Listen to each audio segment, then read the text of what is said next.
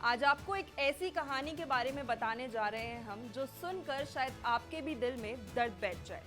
ये कहानी है 15 साल के गोपाल की, जो ग्रेटर नोएडा के जेवर में रहने वाला एक नन्हा सा बालक था।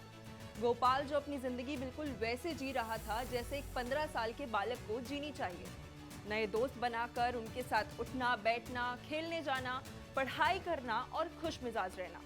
लेकिन वो कहते हैं ना, संगति या तो इंसान को सुधारती है या ऐसा बिगाड़ती है कि उसकी जान देने की भी नौबत आ जाती है। गोपाल अक्सर अपने इन कुछ दोस्तों के साथ रहकर अपनी नादानी खो चुका था, गलत राह पर चलने लगा था और वो अब जायज सी बात है कि घर वालों को गोपाल का इनके साथ उठना बैठना कुछ खास पसंद नहीं आता था।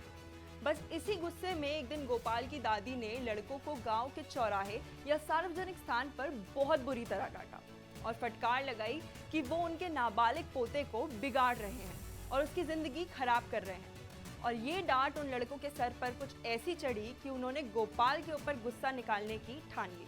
अब आते हैं 21 मई 2026 पर। 15 वर्षीय गोपाल बनवारी बांस गांव में आरोपियों के घर के पास देखा गया था। गोपाल अक्सर इन युवकों के साथ हुक्का पीने बैठता था, इसलिए उन्होंने उसे साथ चलने को जब कहा तो उसे मनाना काफी कठिन काम उन्हें नहीं लगा। परिवार ने भी उसे उन युवकों के साथ मोटरसाइकिल पर जाते देखा था। आरोपी उसे पड़ोसी गांव रोही में स्थित एक सुनसान आधे बने हुए मकान में ले गए। इस खाली पड़े मकान का इस्तेमाल ये युवक अवैध रूप में अपनी हुक्का चौपाल यानी बैठक के रूप में करते थे। खाली मकान के अंदर पहुंचने के बाद आरोपियों ने हुक्के में भारी मात्रा में नशीला पदार्थ मिला दिया, जो पीकर गोपाल अपने वश में नहीं रहा। उसके बाद आरोपियों ने दादी की डांट का मुद्दा उठाया तो बहस बढ़ने पर गोपाल का सर उन्होंने दीवार पर मारना शुरू कर दिया। बार बार दीवार पर सर मारने की वजह से मौके पर ही गोपाल की मौत हो गई। गोपाल की मौत सुनिश्चित करने के बाद आरोपियों ने शव को उसी खाली मकान के अंदर बंद कर दिया और वहां से फरार हो गए।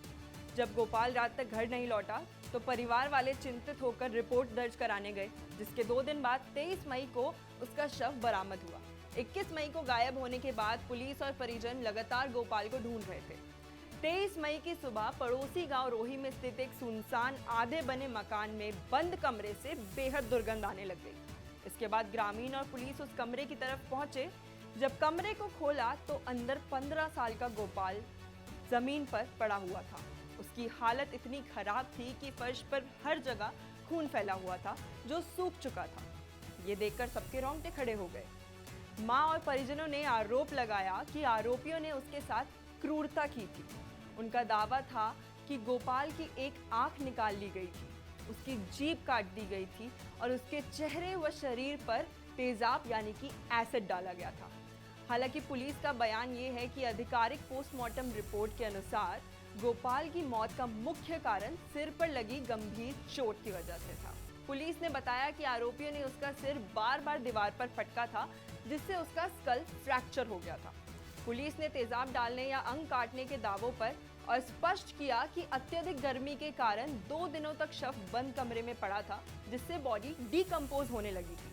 सड़ने की इसी प्रक्रिया के कारण चेहरा काला पड़ गया था और आंखें व जीभ बाहर आ गई थी, जिसे देखकर लोगों को लगा कि अंग भंग किए गए हैं।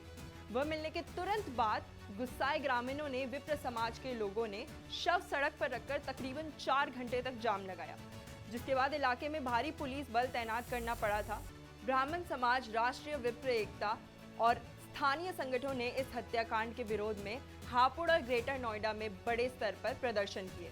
प्रदर्शनकारियों ने मुख्यमंत्री योगी आदित्यनाथ को ज्ञापन सौंपकर आरोपियों को तुरंत फांसी देने, उनका एनकाउंटर करने और उनके घरों पर बुलडोजर चलाने की मांग की। इंटरनेट पर जस्टिस फॉर गोपाल ट्रेंड करने लगा।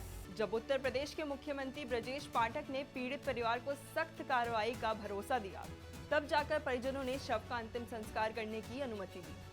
27 मई यानी कि बुधवार को पुलिस को सूचना मिली कि 3 संदिग्ध आरोपी मोटरसाइकिल पर सवार होकर सबोटा कट के पास भागने की फिराक में हैं। जब पुलिस ने उन्हें रोकने का इशारा किया तो आरोपियों ने पुलिस टीम पर गोलियां चला दी। 2 को गोली लगी, एक ने सरेंडर किया। पुलिस ने जवाबी फायरिंग करी, जिसमें 2 मुख्य आरोपियों के पैर पर गोली लगी और वो घायल हो गए। तीसरे आरोपी ने मौके पर ही सरेंडर कर दिया।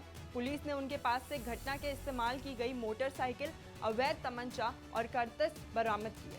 पर कहना ये है कि 15 साल के गोपाल ने आखिर ऐसा क्या बिगाड़ा था इन 3 लोगों का कि उन्होंने इतनी बुरी तरह से उसकी हत्या कर दी। आपका इस बारे में क्या कहना है, कमेंट में ज़रूर बताएं।